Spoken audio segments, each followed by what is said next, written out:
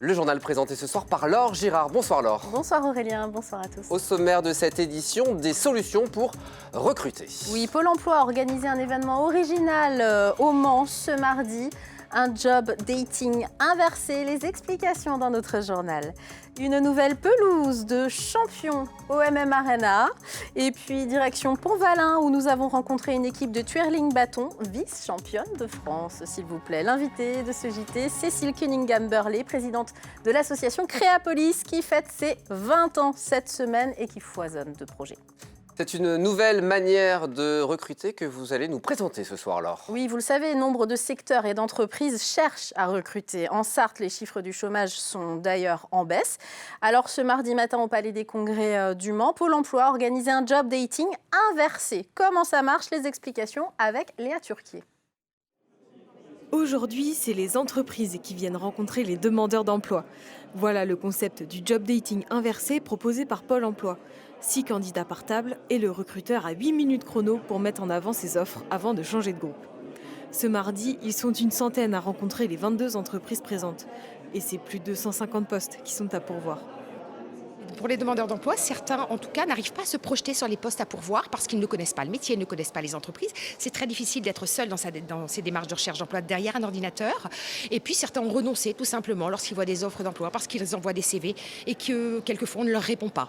De même, les entreprises, aujourd'hui, au regard de l'état du marché de l'emploi, il faut recruter autrement. Donc, c'est accompagner à la fois les demandeurs d'emploi qu'on prépare à ce type d'exercice, mais aussi les entreprises à recruter autrement et à être recrutées autrement.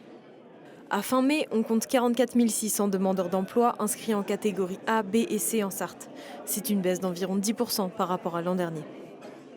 Un mot de justice à présent, Laure, ils auraient mieux fait de baisser le son. Oui, une rave party s'est tenue entre vendredi soir et dimanche dans le bois Saint-Hubert à Ivry-le-Paulin.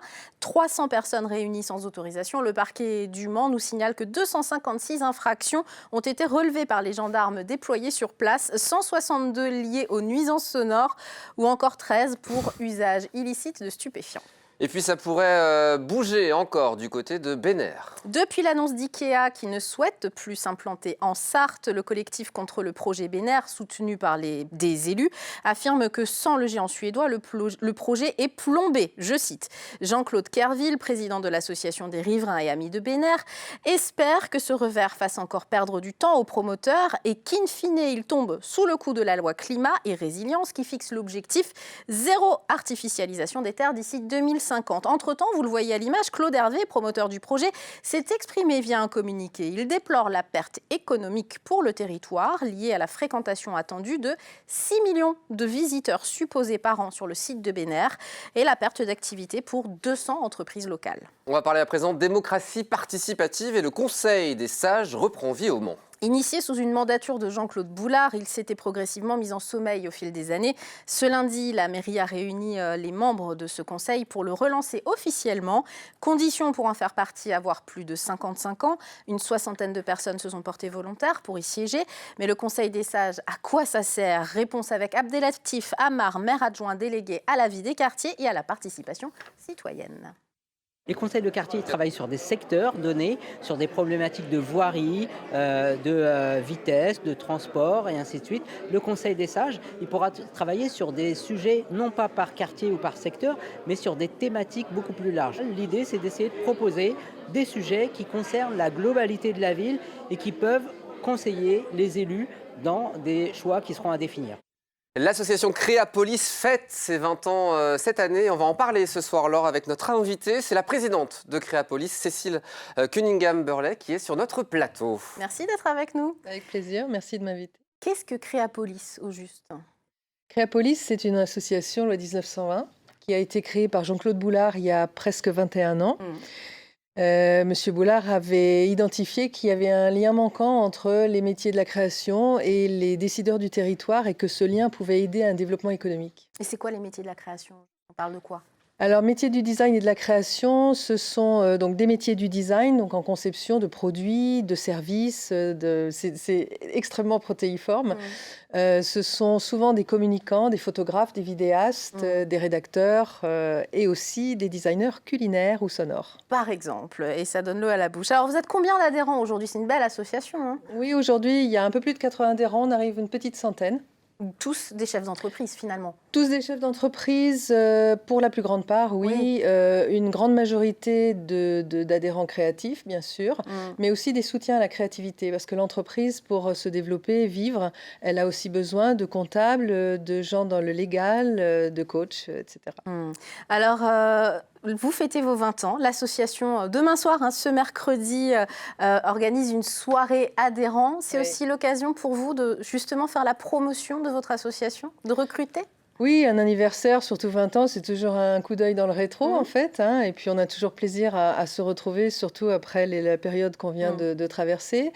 Maintenant, on est aussi franchement tourné vers l'avenir. On veut regagner un peu toute cette dimension de design et de création avec des événements dans les 2 années qui viennent. Alors justement, du 20 au 24 septembre, vous le voyez à l'image, vous êtes designer en Sarthe, participez, découvrez France Design Week. Ça consiste en quoi cet événement que vous attendez vraiment Ah oui. Et pour lequel vous avez bossé? Mais oui, parce que pour nous, la France Design Week, en fait, c'est une grande fête du design.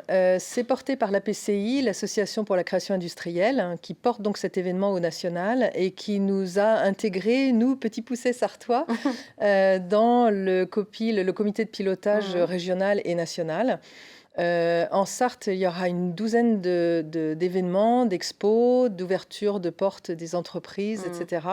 Et l'événement est vraiment destiné à montrer la vitalité du design sur le territoire français. Et même LMTV est partenaire de cet événement. Donc, c'est vous dire, c'est vrai que ça fédère énormément de monde. C'est un projet parmi d'autres, mais sur les 20 dernières années, est-ce que vous, il y a un projet, il y a un développement d'idées ou de projets qui vous a le plus marqué en 20 ans? Il y en a 2 en fait. Le premier, c'est que je pense qu'on a assez bien répondu à une de nos 3 missions qui est d'accueillir les entreprises dans une pépinière qui a été adossée à l'association juste quelques années après.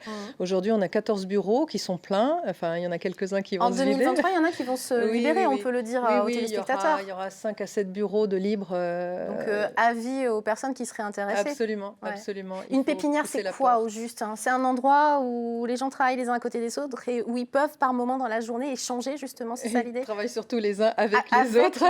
Pas que les uns à côté des autres. Non, oui, bien sûr. Une pépinière, c'est donc un ensemble de bureaux pour les entreprises de moins de 3 ans, toujours dans le design et la création, en B2B, donc de professionnel à professionnel. Et la pépinière de Créapolis leur permet bien de travailler avec leurs pairs, d'échanger avec leurs pairs. On a des déjeuners qu'on appelle bonnes pratiques qui permettent tout simplement d'échanger sur des méthodes de travail, sur des statuts, sur tout un ensemble de choses. Et surtout, ça permet de se faire un réseau et de se recommander les uns les autres, de se faire connaître et de se recommander à l'extérieur. Donc la création de la pépinière et puis l'autre projet qui vous a tenu à cœur là. Alors, Créapolis avait organisé 3 concours de design entre 2006 et 2012. Moi, j'étais pas là à ce moment-là, mais c'est quelque chose qui a vraiment marqué et qu'on aimerait bien renouveler parce que c'est aussi notre rôle avec une dimension vraiment scolaire, en quelque sorte, vers les plus jeunes pour les bacs arts appliqués, mais aussi jusqu'aux étudiants en design. Faut le dire, Créapolis est présent sur tous les réseaux sociaux, particulièrement LinkedIn, qui est le réseau professionnel actuellement qui marche fort. Oui. Donc, si vous voulez des renseignements, n'hésitez pas à aller voir le LinkedIn de Créapolis. Il y a également un site internet pour toutes les informations. Ça s'est affiché au bas de votre écran. Merci d'être venu sur ce plateau et bon anniversaire à Créapolis. Merci. Allez, direction à présent le MMA Arena, alors où vous avez décidé de scruter la pelouse. Oui, le stade reçoit ce mardi sa toute nouvelle pelouse en provenance du Stade de France, s'il vous plaît, une seconde main, comme on dit, et donc une bonne opération financière. Le MMA Arena veut rester discret sur le prix exact, impossible de vous le donner, mais cela coûte entre 300 et 500 000 euros neuf. Et le Mans Stadium n'a payé que 20% du prix neuf. La pelouse n'a servi que 4 matchs, donc le revêtement est de très grande qualité, comme le souligne Andy Cole, responsable technique d'eTurf Management, la société accompagnant le Mans Stadium dans la conduite de ce projet. On l'écoute. Son nom, c'est Playmaster. C'est une marque déposée. Donc on a au départ un tapis plastifié avec du sable et on le sème de graines. Ça a été fait en novembre 2021, en à peine un an. Mais comme l'herbe a grandi en Espagne, elle s'est développée rapidement et naturellement. Le revêtement est donc très solide,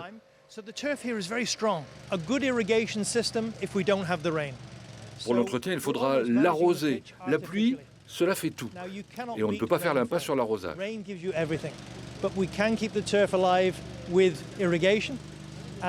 Et puis, cette pelouse est très résistante aux fortes chaleurs. Donc, même si l'on a un été très rude, la pelouse tiendra bien.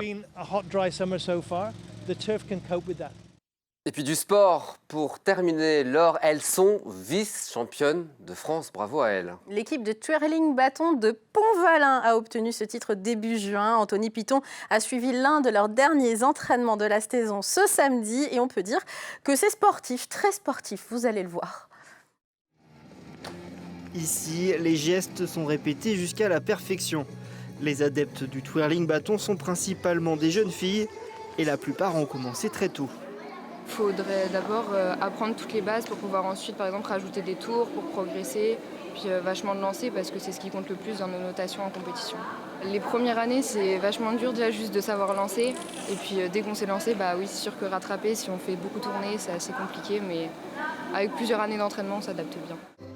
Au club de twirling bâton de Pont-Valin, c'est 6 heures d'entraînement chaque samedi pour assimiler toutes les techniques. C'est parfois long, mais quand on est dans le gymnase, on adore ça, on n'a pas envie de s'arrêter et puis c'est top.